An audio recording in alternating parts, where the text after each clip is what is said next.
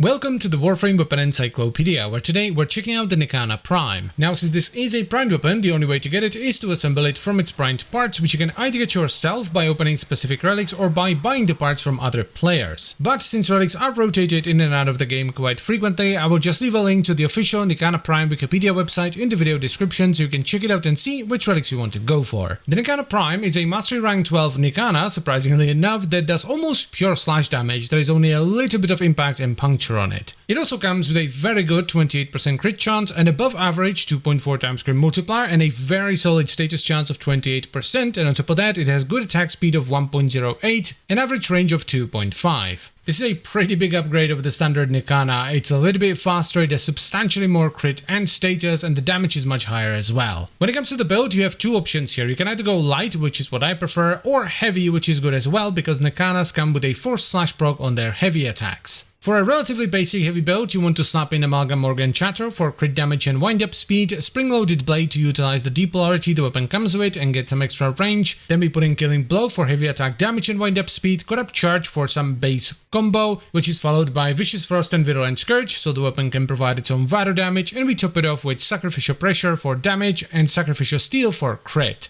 This gives you more than enough damage to go through pretty much the entire game, as the slash procs you will leave behind are absolutely massive. However, as you start delving deeper into Steel Path, one thing that's always a good idea is to take out the vital damage from the weapon and provide it via other means, whether that is through a priming weapon or via a companion. This then allows you to squeeze far more damage out of the weapon by incorporating a faction mod and either utility with something like Primed Reach or Sustain with Life Strike. If you prefer light attacks though, you want to run this build instead, where we have Primed Pressure Point for damage, Spring-Loaded Blade to once again utilize the deep polarity and get some extra range, Blood Rush for crit chance, Organ Shatter for crit damage, then Berserker Fury for attack speed, Weeping Wounds for status chance, and then Vicious Frost and Virulent Scourge that are downranked to get roughly about a 2-to-1 ratio of slash and vital. This setup is not quite as strong as the first one, the heavy attack setup, but it's still strong enough to take you through the majority of the game and even allow you to do Steel Path. The main downside over the heavy setup is that we don't have as much flexibility when it comes to mods.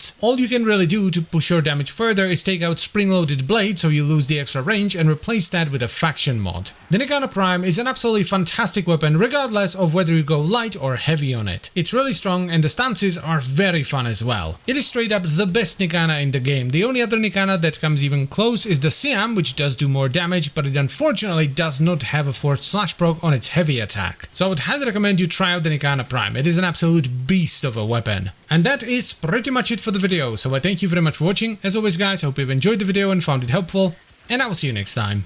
Bye bye.